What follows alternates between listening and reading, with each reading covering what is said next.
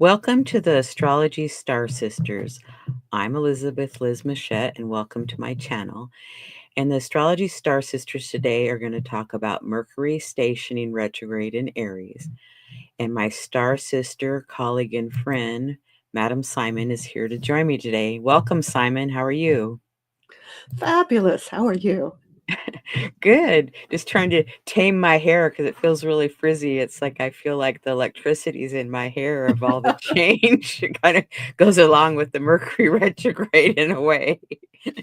And all of the intense astrological weather this week. You know, we've got an eclipse going on and just so much happening. So, Busy week for sure. Okay. So to get a hold of Simon, her website is iconalchemy.com and my website is alightpath.com. And we're talking about Mercury today and how Mercury stations retrograde on March 14th or 15th on the 14th at 11:47 p.m. Pacific time, and on the 15th Eastern time at 2:47. That should AM. be a.m. I Right. did a typo, and it's at 9 degrees Aries in 35 minutes. And then Mercury stations direct on April 7th, and that's for the Pacific time and Eastern time. And actually, it should be for the station retrograde, it should be Pacific Daylight Time because we're at daylight time and I have standard time, so I apologize for that. But the dates are close. And then Mercurial station direct at 26 degrees Pisces in 49 minutes. Mercury is in Pisces from February 16th through March 3rd and March 31st through April 16th.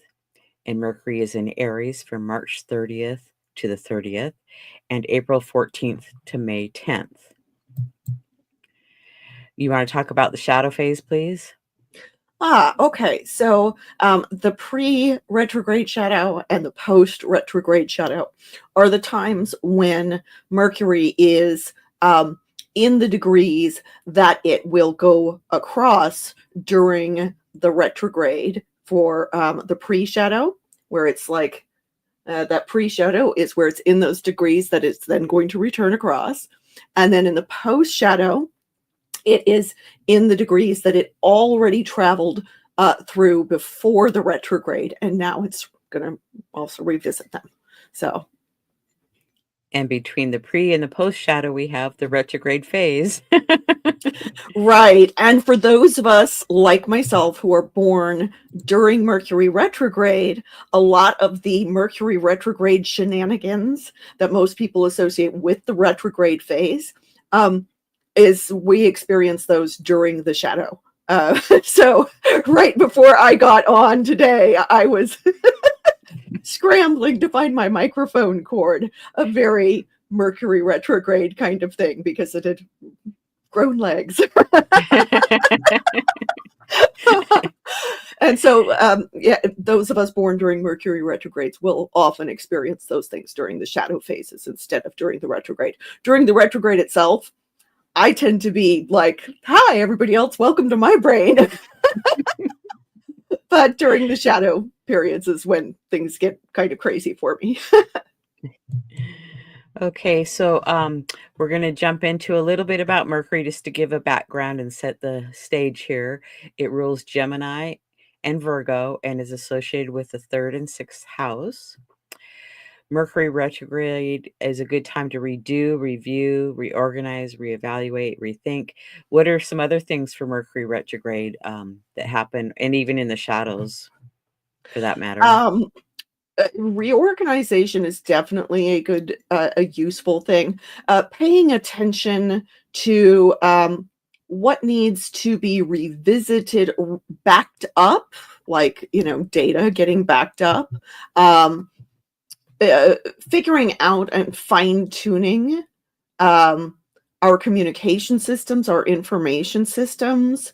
That could be something as simple as, say, a filing system if you're going analog, or you know, how do you sort and access your digital files, but also can be a matter of how are we communicating things to people? Is this really the way that is most effective, that is most clear? Maybe I said something that was confusing to somebody back when, and now I have to revisit it and clarify it. The retrograde period is a good time for getting clarity on information. Getting a sense of, was this actually factual? Was this actually clear? Or was it confusing? Did it set up room for misunderstandings and miscommunication? Yeah, because I've had that happening a little bit the last week or two about, thinking one thing, but it was really something else. And so that's going on for a lot of us, I think. It's a good time to tie up loose ends, um, correspond with those that you've been meaning to correspond with, maybe call somebody you haven't talked to in a long time. Those are some suggestions, and we might come up with some more before we end today. But continuing on, would you like to talk about the keywords? Communication, siblings, community, our minds learning quick. Mercury does not like to be weighed down. Intellect and reason, teaching, speaking, writing, data is a word that I associate with Mercury. Also, it should be noted that Mercury can relate to commerce, to travel, and also to games. Mercury is the god of gaming. Oh, good. And on the quick part, I want to bring up that when Mercury is retrograde, it seems like it's coming at triple quick speed. So it's like really the information and communication is, to me, I feel it's like comes so fast that it's like I need to, sort through it and take time to process it for me. It Okay. can be really helpful when you're experiencing that kind of quick side of Mercury to take good notes, to write notes to yourself about stuff, to make sure that you find ways to use Mercury skills like writing to help process and store the information so that it doesn't go through your mind so quickly that it's in one ear and out the other. Oh, and another one is confirm and reconfirm appointments, travel arrangements, flights if you're flying somewhere. Oftentimes when Mercury's retrograde, there is like some delays or some readjustments of appointments, etc. Read the fine print on contracts, on any kind of agreements. Get extra clarity during negotiation.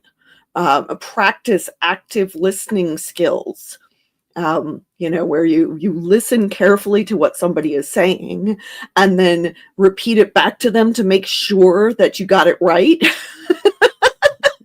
So that they can clarify if there's anything you got wrong. Right.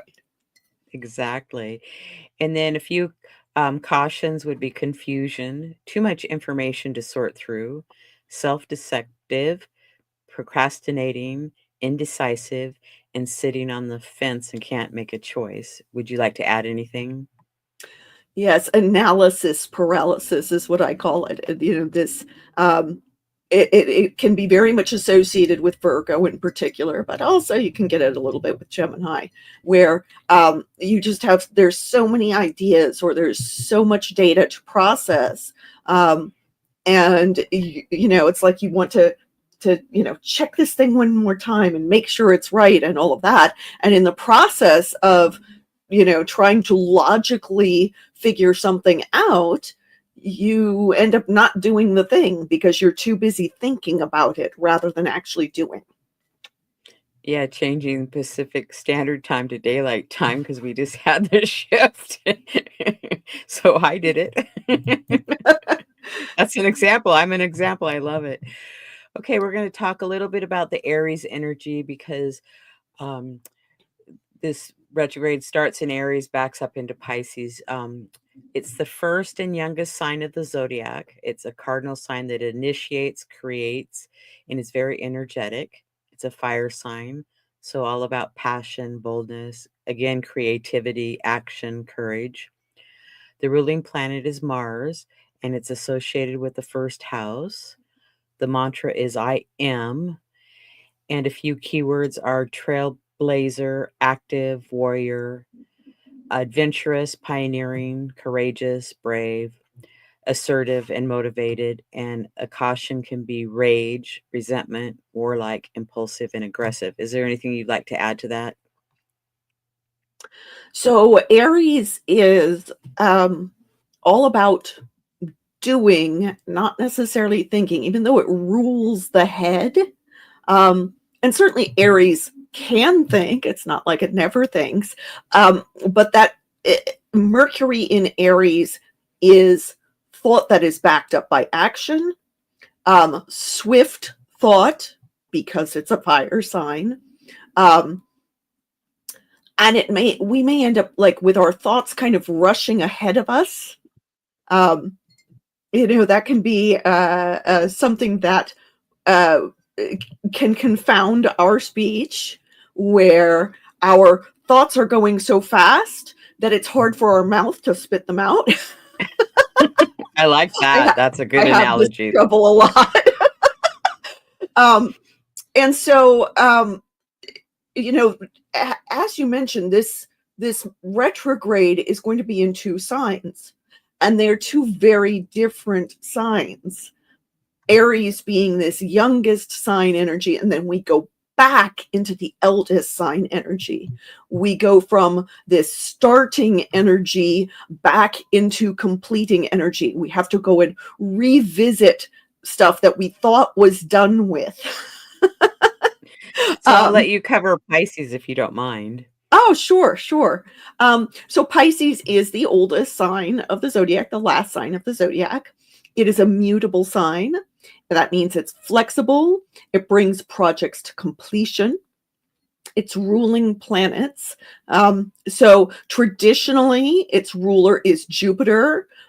Neptune, for some modern astrologers, is considered to be the ruler for stodgy traditionalists like myself. We still can recognize that Neptune has an affinity for Pisces, and it's therefore sometimes called the transcendental ruler of Pisces. Okay. Whereas Jupiter is a social planet, Neptune being one of the outers, governs these kind of much larger generational cycles. Okay. But both Neptune and Jupiter have expansive qualities to them. And so they both relate very well to this sign. It is a water sign. It's emotional, fluid, flowing, intuitive, empathetic, or empathic. Sometimes considered psychic. I'm not very fond of that word, but it's one of the words associated with it. Its mantra is I imagine. The keywords are compassion, dreams, visionary, music, spiritual life, intuitive, sensitive, psychic, empathic, artist. The caution is confusion, fogginess, illusions, being short-sighted or oversensitive, escapism, and fantasy. Fantasy can be great. Fantasy can also take us, a little too far out of reality and make it hard for us to understand the facts of a situation. Because we're too deep in our feelings. The fire and the water, it's like this dance this year between the fire and the water, and it's such different energies of Aries and Pisces. Well, and we talked in a previous show about, this big Pisces stellium that has been ongoing. And where we've got these 2 personal planets, Mercury and Venus, both doing this retrograde dance during the same time period. It's like they're like heralds going into Aries and then going, oops, I got to still finish up some stuff with that big old Pisces stellium. And then once they head direct, they're also going alongside and then crossing over the path of Neptune, which is going to be making its big entrance into Aries at the end of this month. So big things afoot. Absolutely. So Mercury stations retrograde at 9 degrees Aries in 35 minutes on March 14th at 11:47 Pacific Daylight Time here on the west coast of the United States in Seattle. And it's in the 5th house there. And then we're going to talk about some aspects. So do you want to dive into the aspects, Simon? Okay, so at the time of the station retrograde, the moon in Libra is applying to an opposition, very tight opposition. We're looking at less than 1 degree, it looks like. No, less than 1 degree from Venus. So not as tight with Mercury, but it will oppose Mercury exactly shortly thereafter. So the moon, we see it opposing both Mercury and Venus. Mercury and Venus conjoined today. Yes, today is Tuesday, right? Yes. Okay, so Mercury and Venus are conjoining right now in Aries, with Venus retrograde and Mercury soon to be retrograde. So we still have them together at the time of the station of Mercury station retrograde. And so that can bring up relationship concerns, particularly with the moon in Libra, which is ruled by Venus.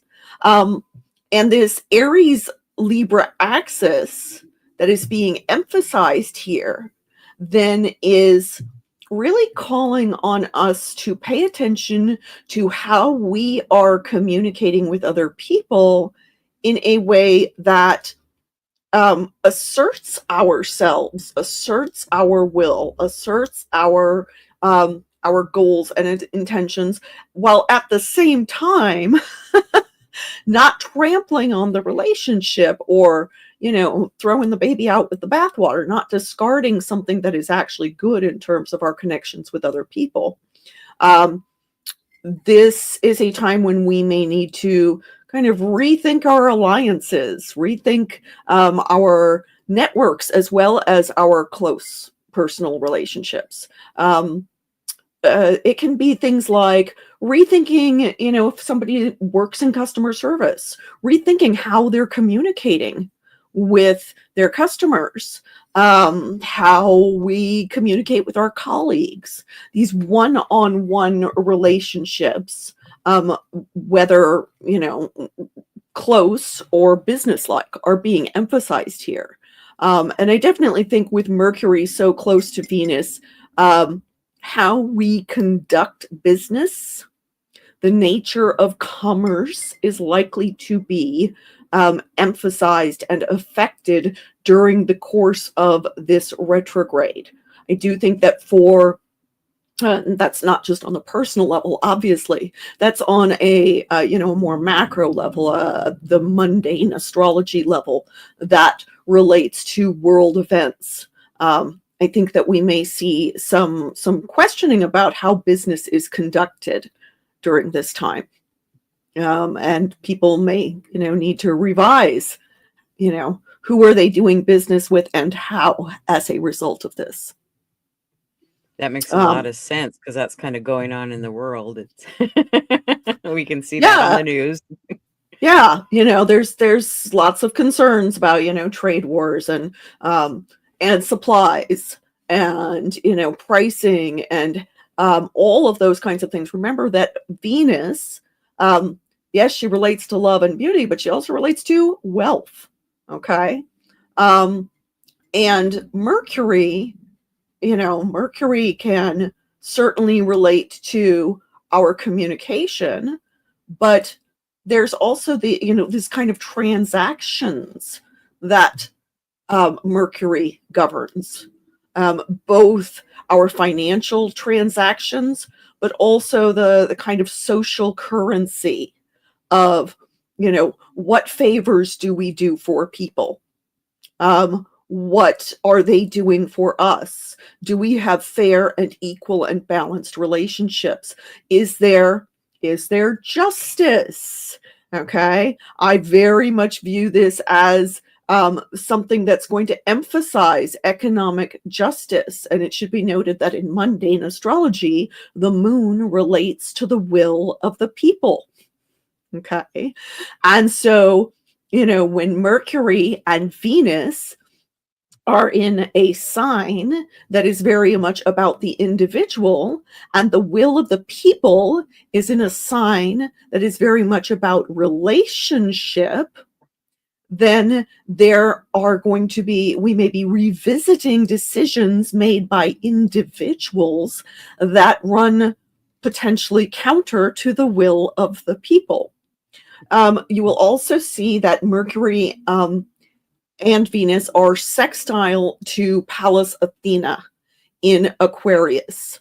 And Pallas is, she relates to our wisdom, our ability to be objective, as we, suss out a course of action. She is a goddess of war, and so she is tactically minded. So she very much relates to planning and strategy. And here she is at the point of Thales to the opposition with Mercury, Venus, and the moon. And so our ability to plan in a way that is mindful of the needs of the group is what can help us to navigate that opposition. On the more personal level, obviously the moon relates to our instincts, our emotions, our knee-jerk reactions, what we do before we have thought about it. And in Libra, the moon tends to be oriented toward peacemaking and toward wanting everything to be smooth and harmonious, and can sometimes, put our own needs on the back burner in order to address the needs of others.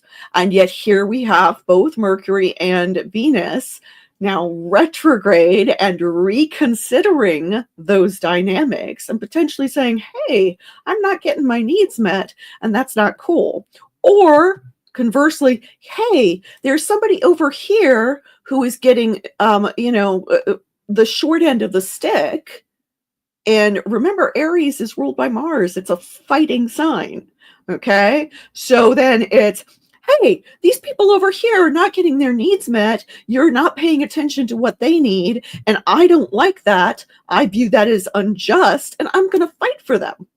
Okay. Remember that Libra's symbol is the scales of justice. And Venus at her core is concerned with our values that connect us. And so, yeah, there may be some reconsideration of what is fair. I really think this retrograde period is going to be very concerned with what is fair. Are my needs being met? Are the needs of people I care about being met? And if they're not, what are we going to do about it? Absolutely. And Pallas can help us plan that.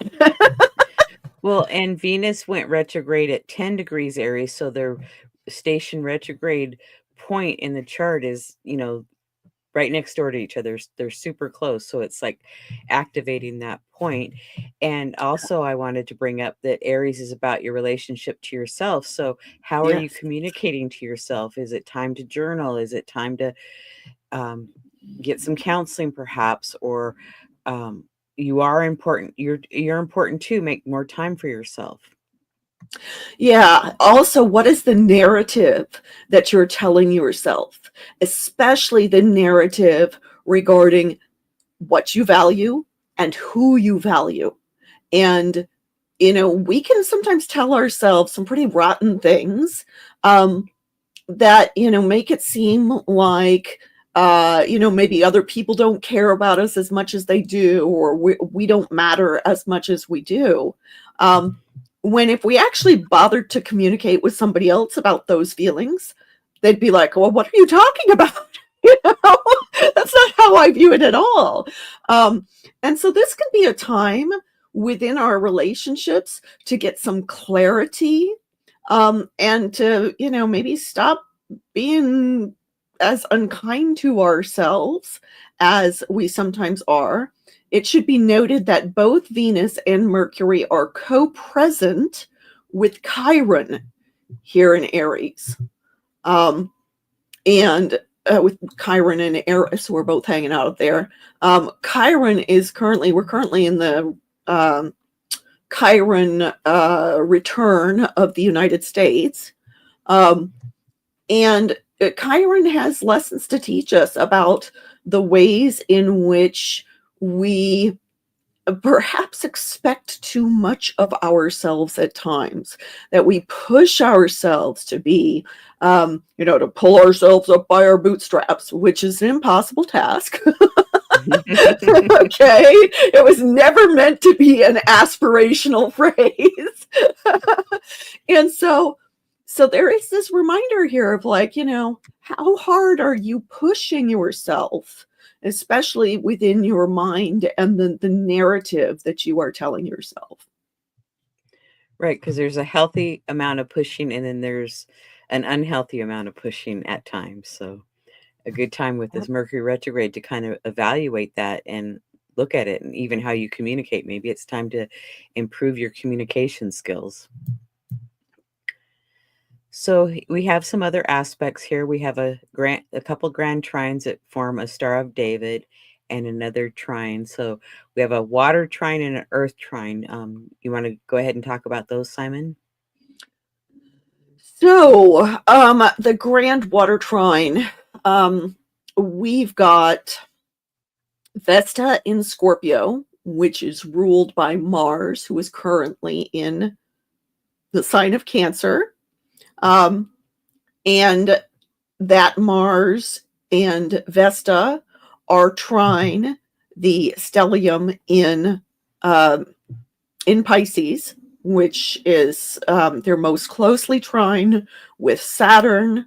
Mars is reapplying to the trine with Saturn, and Vesta is also applying to the trine with Saturn. Saturn and the Sun conjoin tomorrow, I believe. So we see that the Sun is just separating now from that conjunction. So that can really give us a sense of seriousness, so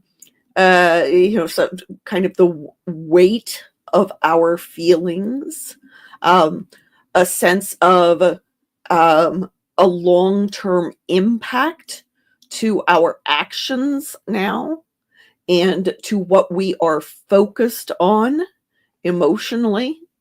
Vesta in Scorpio is likely to have us focused on some pretty deep and intense feelings, but also on a process of transformation with long-term consequences because of that trine to Saturn. And at the same time, since Saturn and the Sun are also applying to their conjunction with the North Node and with Neptune, okay, that brings that sense of weight and, reality. Saturn is associated with reality, but in particular, some of the hardships, the difficulties of reality, the tasks that we need to exercise some discipline in and patience in order to achieve. Saturn and the Sun in Pisces are bringing that sense of emotional weight and realism to the Neptune idealism and vision and imagination. And how we use this, as with all things astrological, even when something looks really dire in the skies, how we apply ourselves to it, how we navigate that time is going to make the difference. So we can certainly look at this as like, Saturn with the Sun is, kind of ego crushing, for example. Or, that Neptune with the North Node has us all kind of, being confused and our goals being nebulous and our imaginations running away with us.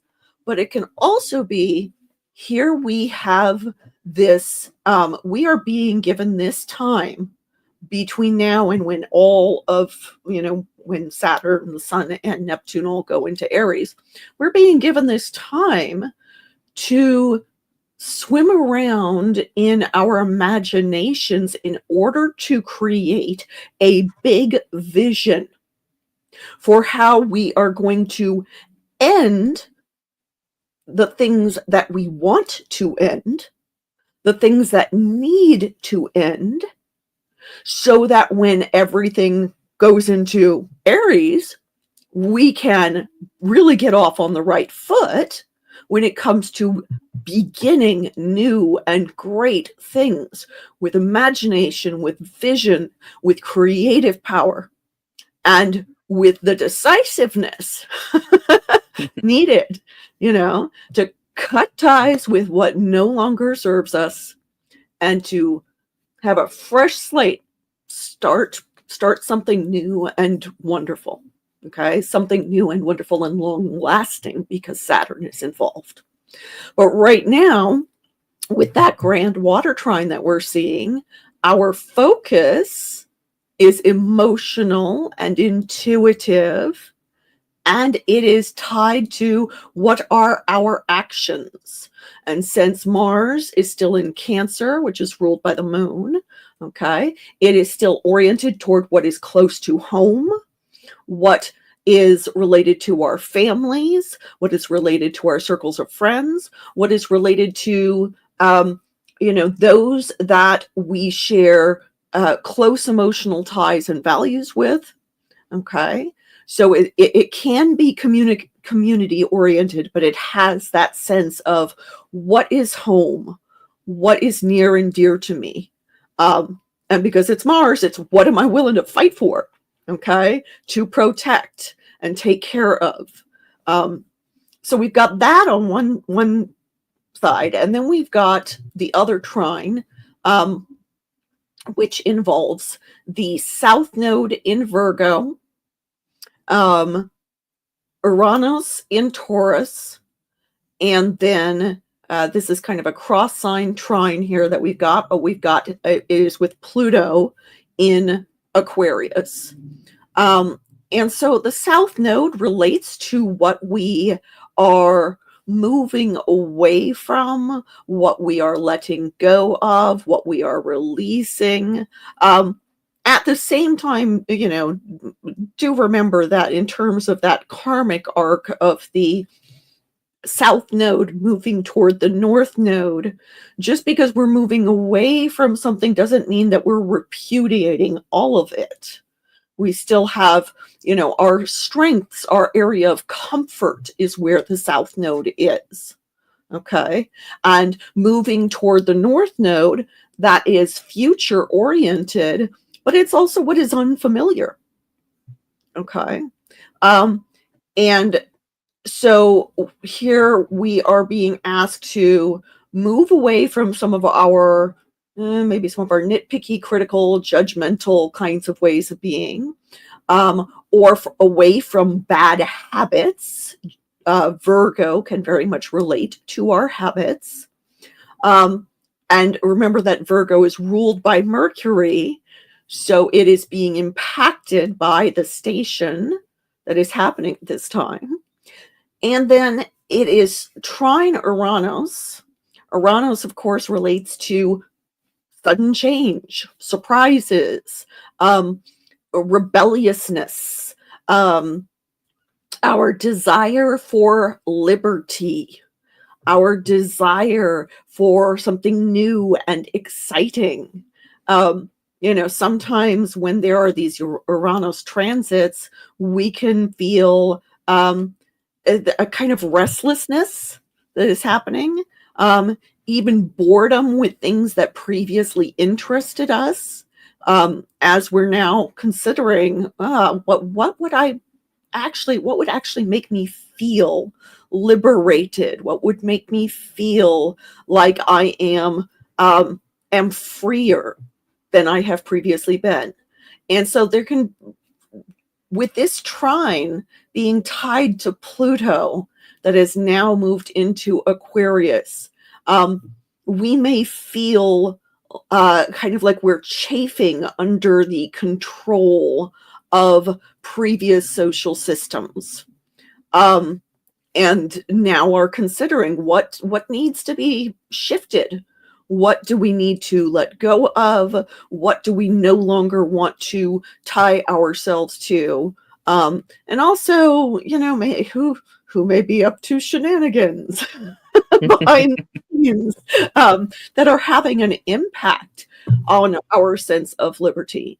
And this can certainly relate to, on the personal level, to our own shadow behaviors. This may be a time to really sit down and consider what are the habits that have been holding us back. Okay. But then on the macro level, there is also the, what is going on in terms of systems of control within our society that now need to be shaken up a bit, and or that are being shaken up a bit, whether or not they should be.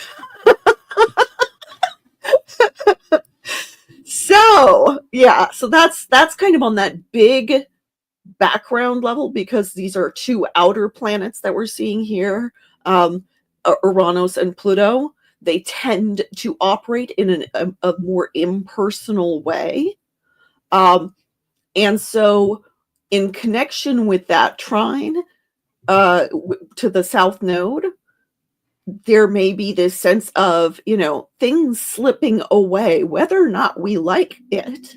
And our task individually is to try to adapt where appropriate, let go of what doesn't matter, but also, don't throw the baby out with the bathwater, and consider what is going to be the healthiest position for ourselves to maintain with so much change going on around us. And again, because Virgo is ruled by Mercury, we're going to be doing a lot of rethinking and reconsidering and revisiting during this time in order to assess how do we handle the details of the situations that are being thrown at us. And the last trine that we should look at, obviously, is that Juno in Sagittarius trine Venus in Aries. It is a loose trine, but it's definitely there. And, Juno and Venus, of course, are now both moving closer toward each other, going in different directions, but moving toward each other. And they've done kind of a bit of a dance, actually, over the course of the past month as well. So Juno relates very much to what are the promises, the commitments that we make that help us to uphold our relationships, as well as the larger social order. Okay. Juno as the queen of heaven, married to Jupiter, who was not exactly faithful. Juno was concerned with how do we keep this marriage going even though there are issues with it, and how do we keep the larger, the order of the gods and the order of society going, even when things are imperfect, even when they're built upon imperfect relationships. And the reality is that all human relationships are going to be imperfect, right? And so there is a spirit of compromise that we can see with Juno. The willingness to prioritize certain things over others, and in particular to prioritize the continuation of key relationships and institutions. But the reality is all things come to an end. Everything in life is impermanent, right? And so then you have to kind of pick and choose, to prioritize. What does it matter to me that I keep going? What does it matter to me that I uphold, that I'm willing to compromise in order to uphold? And what is not as important? You know, and that includes, where do I feel like I am being respected enough that it is worth my maintaining these relationships? Where do I feel like I am being valued enough, since we've got, you know, Venus in the mix? And, you know, this is fire sign. So yeah, there's that spirited, I'm not going to take crap here. Okay. But also, where does it not actually, you know, what actually doesn't matter? What can I just let slide? Because these other goals, these other values are more important to me. And so Venus is retrograde, going along with Mercury's retrograde, because they're, you know, working together over this retrograde period, is then going to tie to those Juno questions. What's important for me to uphold, and what is not worth the bother? Exactly. That's great. Ready to go on to the next slide? Oh, you got it. Okay, now we're going to look at Mercury Stations direct on April 7th at 26 degrees Pisces and 49 minutes at 4:08 a.m. Seattle, Washington. And here you can see that in the first house of this chart, and Venus stations direct on 4/12 within 1 degree of the opposition to the lunar eclipse at 23 Virgo. So the moon was at 23 Virgo and the sun would be at 23 Pisces, so conjunct where the sun was, and Mercury's going direct at 26 degrees. So it's, you know, really close in that same neighborhood, so to speak, because they're just a few degrees apart. Right. And it's really emphasizing that Pisces cluster again. But also, you know, as you said, since it's so, Venus in particular is so close to the degree of the eclipse at the time, it may end up that at the time of this station direct for Mercury, as well as for Venus's station direct, that we are revisiting situations from the eclipse. Exactly. Things that are happening now, basically. There'll be more information, so don't get too upset or too happy for that matter, because there could be some change or added information to it. Don't get too attached to any particular outcome is what I'm thinking. I like that wording better. That sounds good. So we have some Mercury aspects here. We have grand trine in water, and what is called a grand sextile, because there's all these sextiles that connect to each other. I'll let you go ahead and start. Okay. So it's actually a cross sign kind of trine that have going on here, which really does emphasize that dance that's been going on between water and fire over the course of this month. You know, you will note that Neptune is very tightly trine Juno at this point. Juno has gone retrograde. And Neptune has, you know, finally made that big plunge into Aries. And then we still see, you know, Mars is in orb of the trine to both of them, and also with this whole pileup in Pisces of Mercury and Venus and Saturn and the North Node. Mars is finally getting into that last decan of Cancer after Mars is retrograde, and so we're, you know, we may start to feel like we're about to get maybe a little bit of forward progress. You know, I think it can be kind of frustrating for those of us who are a little more martial. Hi. To have, you know, Mars went, you know, stationed direct, but then 5 days later, Venus stationed retrograde, and then shortly after, Mercury stationed retrograde. So there was like a very short window of time when all of the planets were direct. I think it was 5 days when all of the planets were direct, and then it's back into retrograde motion again.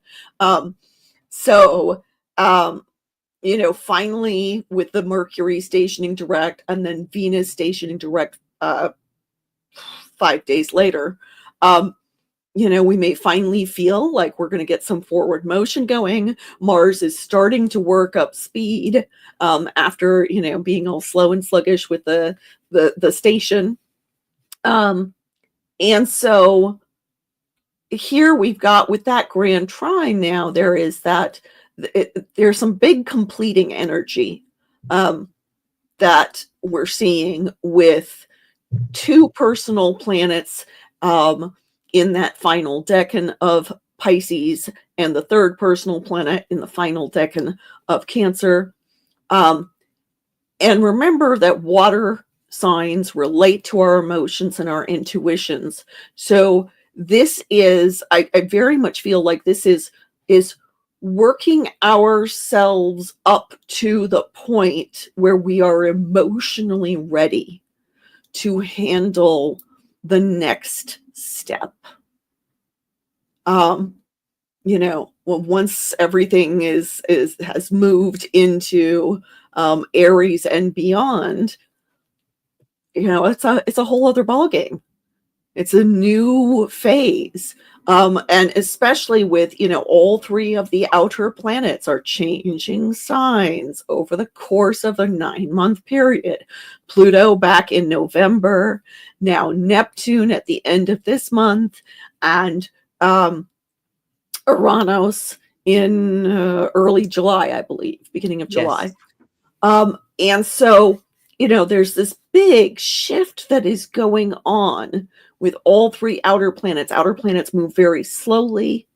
They govern generational concerns. They govern world events. And so here's this shift from this emotional and physical, earth signs is the physicality, and then the emotional water signs. Okay, moving from that yin energy to air and fire signs, yang energy, action oriented, as well as thinking and communication oriented, social signs. So it's a really huge shift. And these personal planets now dancing around all of this is bringing our personal concerns into alignment with these big shifts that are going on a worldwide level. Okay. So here at the Mercury direct station, we've got Mercury conjunct Venus, conjunct Saturn, conjunct the North Node. Mercury sandwiched right between Saturn and the North Node. And then with Neptune is within orb of the conjunction, but has newly moved into Aries. There is this sense of fatefulness that we can see when Mercury is conjunct the North Node. Anything conjunct the North Node is like, I'm going in the direction of my destiny, whether or not I like that. Okay. And with Saturn there can be more fear. There can be, even a sense of despair for those of us who are inclined to be depressive. So I really want to emphasize that if you're feeling those kinds of feelings, remember, nothing lasts, nothing's permanent. This too shall pass. It may just be the weight of all of those planets all so close together, especially Saturn, who really shows us, the heaviness, the more serious side of life. He is our reminder of our limitations, and our reminder of reality. You know, and when we've been having Neptune and Saturn so close to each other for so long, and now with the North Node, that's a whole lot of fatefulness and reality and heaviness and all of that. So a lot of us have been already feeling this for a while. But when you put Mercury right there, then it's like really on our mind as well as on our feelings. Okay. And with Venus right there, then it impacts our relationships. And yes, that can bring some challenges for some relationships. I don't want to sugarcoat that or gloss over it or bypass it. But at the same time, there is this opportunity here to pay attention to what are the relationships that are built to last. If I value these relationships, how can I make them more sturdy, more long lasting, more secure? And if they can't be that way, are those the relationships that I'm still going to cling to? Or am I going to wrap them up? Okay. This is a good time to figure out who your allies are and who shares your values. And sometimes it's who shares your values even after, maybe we disagree on some other things, but the really important values we share. Remember, with both Pisces and Aries in this mix, Aries likes to duke it out. Okay. And Aries relationships can be, hey, I need a good sparring partner to, get some back and forth with and stir some sparks. But those sparks, in fact, make it interesting rather than just, lost in the sea of the Piscean that we see here. Okay. And at the same time, with both Mercury and Venus in Pisces here, there's a lot of stirring up of our feelings of compassion, our sense of who and what is hurting in the world. That includes non-human life, which is experiencing some pretty hard times right now as a result of human activity. Lots of species going extinct, lots of, here in the Pacific Northwest are red cedar trees, which are iconic. They're a huge part of our life here, are struggling as a result of climate change. And we can't help but be impacted by that, even if we're not thinking about it consciously. Heck, even if we don't believe in climate change, okay? The reality is, when things are dying around us, it's hard not to be affected by that, okay? Pisces is very concerned with the web of life and our connection with all of life. And so there's a lot of heavy stuff going on. If you're feeling it, if you're feeling like sad for no apparent reason, well, it could just be because there's stuff going on in the zeitgeist that you may not even be aware of, but you're still feeling it. So give yourself some time and space for processing this, especially with these personal planets involved. And then, of course, these sextiles that are going on, we've got a sextile to Uranus and Taurus. It looks like, yeah, that may have been meant to be the trine to Juno. There's a sextile to kind of a wide sextile to Pluto.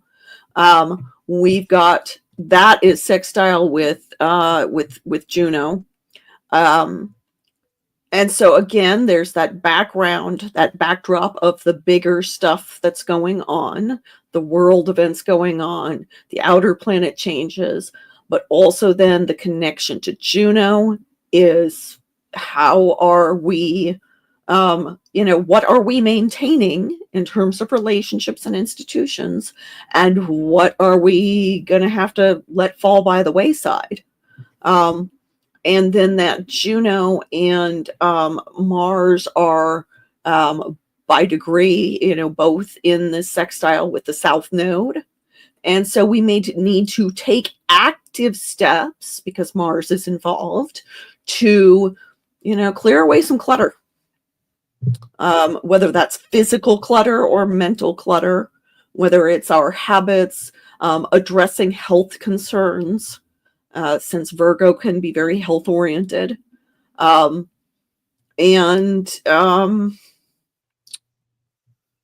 Yeah, I think that about covers it. at least, Right. at least slide. It's a lot. Yes, there's a lot going on.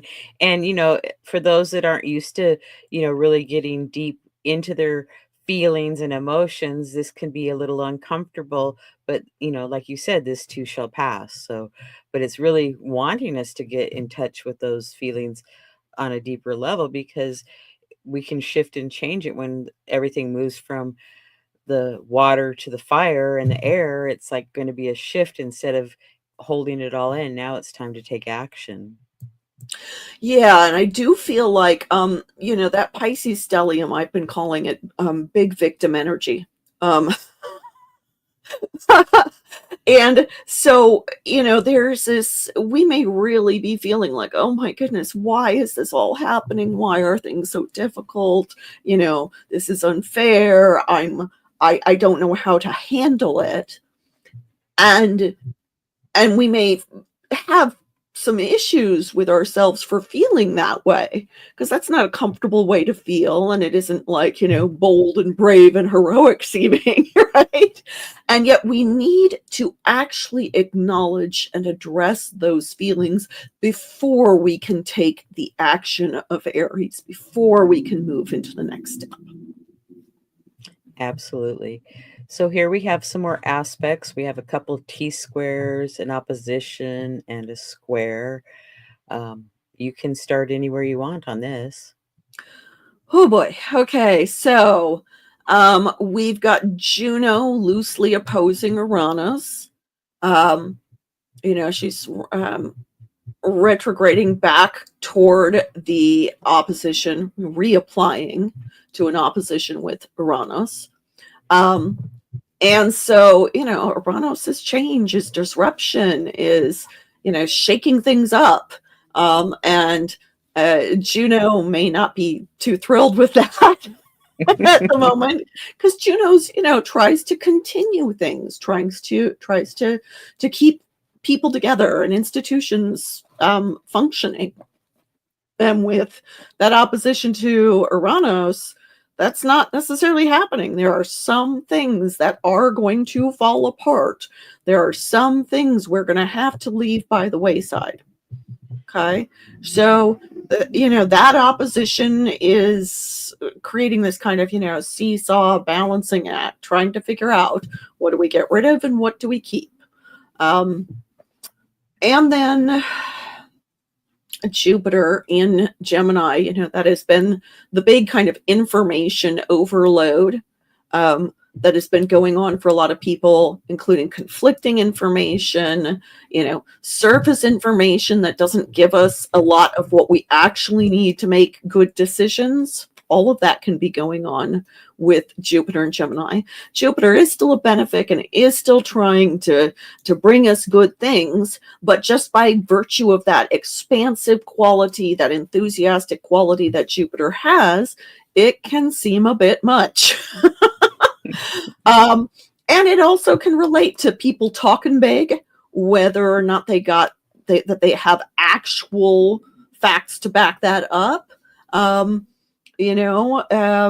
And with Jupiter's kind of loosely squaring Venus. I'm actually seeing more of the square to Ceres going on. That's a much tighter square.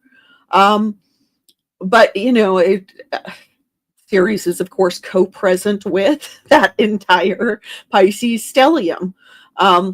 And Jupiter is, of course, still scheduled for the third of 3 squares with Saturn. And that third square is going to come in this summer. So there's still that kind of reverberation going on as well. And remember that Jupiter is the traditional ruler of Pisces. Okay. And so all of these things that are going on in Pisces, squared by sign, whether or not it's by degree, squared by sign to the ruler of Pisces, can I feel like it contributes to some of the sense of overwhelm that we can be having. And Jupiter is in a Mercury ruled sign. So I feel like that also is, kind of makes the potential for Mercury retrograde shenanigans to be very big at this time. Like that at the time of this station direct, we may get kind of this crescendo of Mercury retrograde issues. And with that square between Jupiter and Ceres in particular, Ceres relates to our hunger. And in Pisces, it's an emotional hunger. It's a spiritual hunger. It is a hunger for more compassion, for more understanding, for valuing our interconnectedness, valuing humanity as a whole, and valuing all life on this lovely little planet that we're on. Going up against the bombardment of information that we've seen with Jupiter in Gemini, that can be challenging to hold our feelings and our logic, our ability to process information. That we can feel like there's some overwhelm that is going on there. And in particular, Ceres in Pisces is likely to be bringing up lots of grief for people. So be aware of that even when we recognize that certain things need to change, the reality is we may have been comfortable with the old way of doing things. And humans can be very change averse, even if it's a good change, we don't always like it, and we can feel strong feelings about it. Okay. So if you're feeling flooded with grief, again, this too shall pass. We see here also there's a T-square going on with so Mars is reapplying to the opposition with Pluto. This will be the third in the series of oppositions with Pluto. The first was the day before the US election. The second was in early January. And now we are going to be coming to the third, I believe, at the end of April. And Mars-Pluto oppositions can lead to kind of this explosive quality of our tempers, our actions feeling driven or compulsive. And then with Chiron squaring them both, during the US Chiron return, we can really feel like we're struggling with how can I get things done? Our executive function can feel hampered with Chiron and Aries. And at the same time, we can feel like we have to make a big show of being strong and, in the process, maybe engage in some toxic behaviors as, we're trying to pretend that we've got it all together when in fact we really may not. And it's okay to not always be the one in control or strong or capable or, fitting some, patriarchal attitude of what masculinity is or what executive function is or what constitutes a good contributing member of society. Okay. Those kinds of issues are being brought up by that T-square and are going to be being brought up by that T-square throughout April. Okay. So at the time of this Mercury stationing direct, we've got that as the backdrop that's going on. And there may be some increasing tension over the course of April.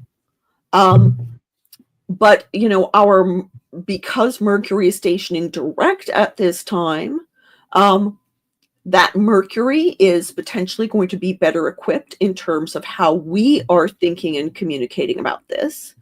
Now, do remember that when Mercury goes back into Aries, Mercury is going to be under the rulership of that Mars, and therefore more strongly affected by this particular T-square.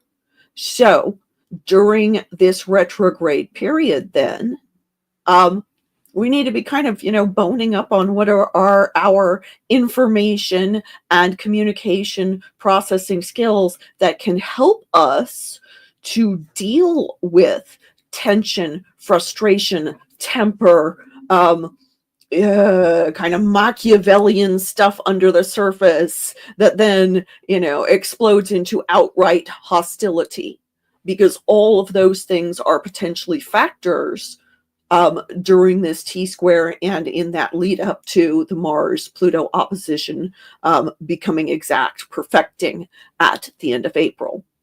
And finally, we've got Vesta in Scorpio, squaring a Moon Pallas opposition across that Leo Aquarius axis. And so that's interesting in terms of, a moon in Leo is very passionate, is active, wants our feelings to be acknowledged, wants them to be seen and acknowledged and important, valued by others as well as ourselves. And can be, very generous of heart, but that Moon opposing Pallas suggests that what we're feeling is not necessarily strategic. It's not necessarily wise. That we may be led by our passions to react in ways that are not necessarily practical, or that may go against the will of the group, that may go against what is, good planning and organization for the group. I suspect that we may see some kind of, maybe a few ego struggles, and, especially within organizations, or, circles of friends, group dynamics, that once again, there's going to be this kind of push-pull between the individual needs and the group needs, that again gets emphasized with that other T-square going on. Okay.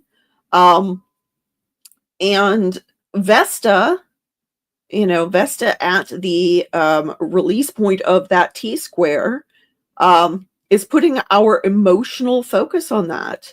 And we may be very aware of some group dynamics that we find potentially challenging. This is not a soft and fluffy time. So, be patient with yourself and do good self-care is what I would say. And try to be patient with others as well. Oh, absolutely. Yes. That goes without saying. Sorry, I didn't add that one in. Oh, no. There's a balance that must be kept with that, And then also we have a finger of God and a sextile, or a quincunx here. So we have the Sun sextile to Jupiter and their quincunx to Vesta. So I'll let you take it away.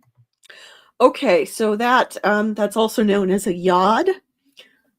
This finger of God sounds, a little ominous and fateful, but it definitely is, really putting extra focus, extra pressure on the apex planet.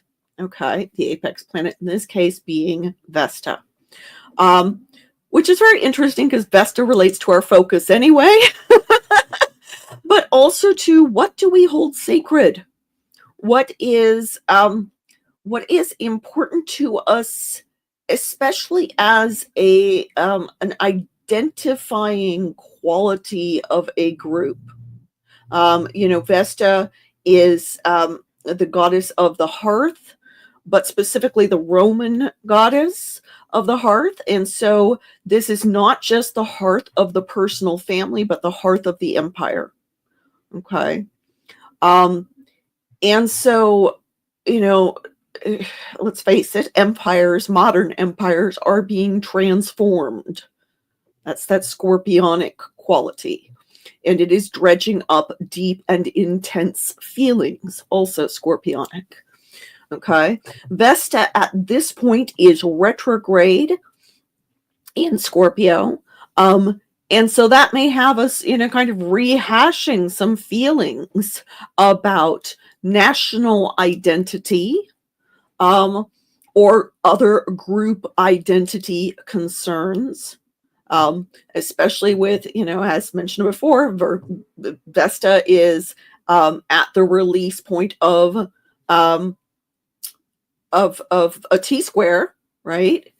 And so Vesta's already experiencing some kind of challenging intensity to begin with, and then we've got this yod pointing at her. Now that yod is coming from the sun sextile Jupiter, and so I do very much feel like that that relates to a couple of important things. One is our sense of faith and optimism that things can work out, our hopes and dreams, right?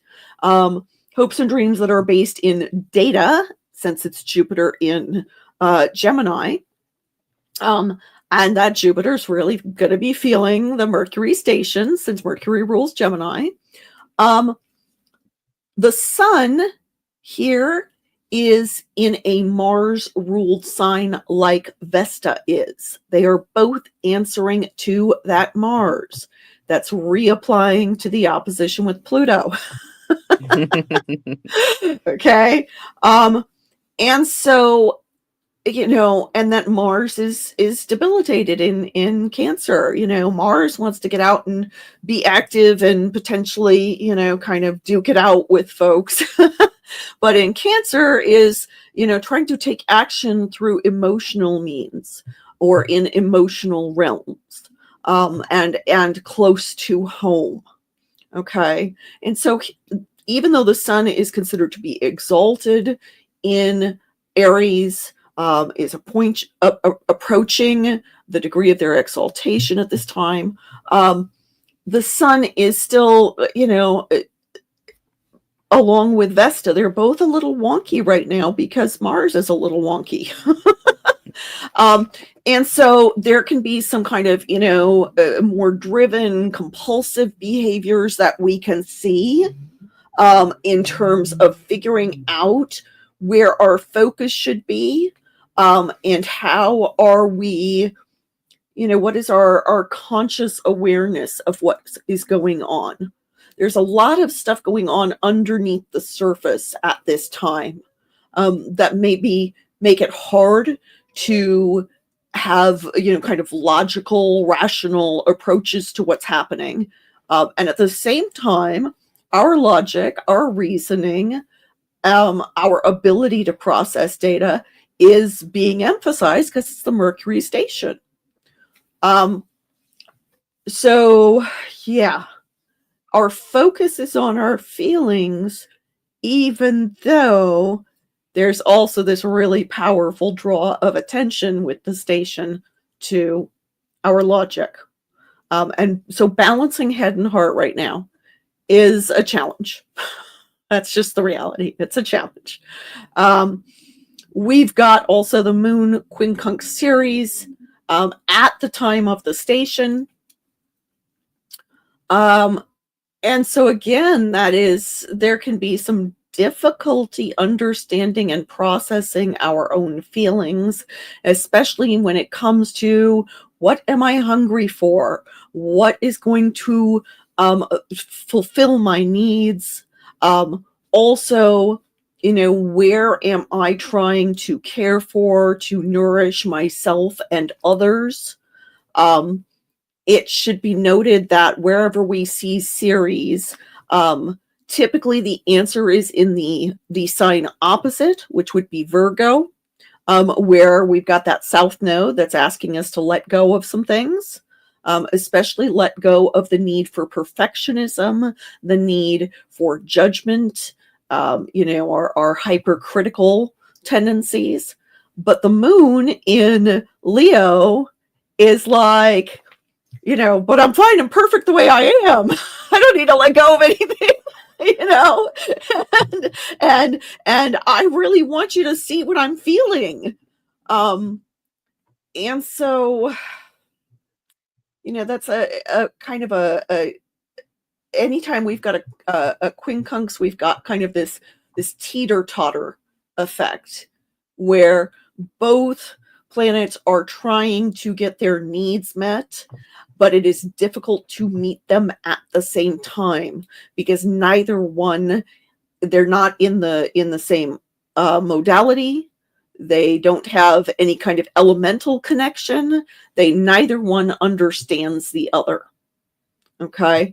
And so we may feel like we have some needs that we're really struggling to figure out how to meet because our instincts, where the moon is at, are not operating on the same level. So, yeah, a Ex lot of confusion and disconnect. exactly. So breathe and be patient with yourself and others, like Simon had said, because that's the best advice I can give too. So I want to thank Simon for joining me today and talking about the Mercury retrograde. I want to thank all those that have been watching live, those that commented. We're glad to see you, and they were saying hi to us.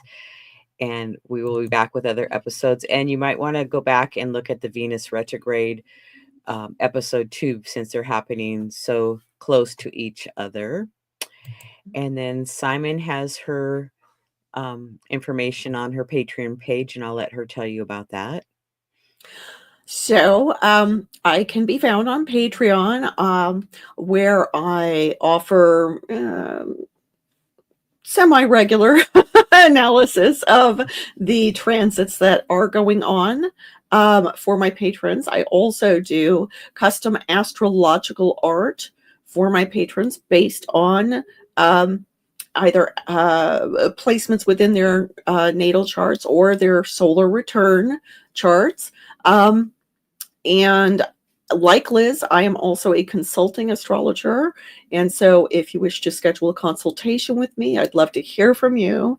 You can find me at iconalchemy.com. Thank you.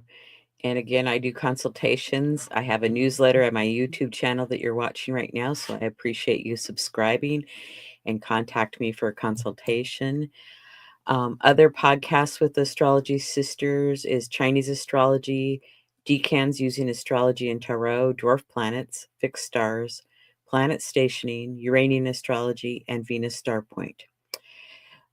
Justin and I do monthly the astrology forecast and the full moon forecast, and from time to time the Chiron asteroid series. And we're almost done with the 2025 astrological highlights series. There's a few more episodes, and then a new show coming on that's called Magical Astrology.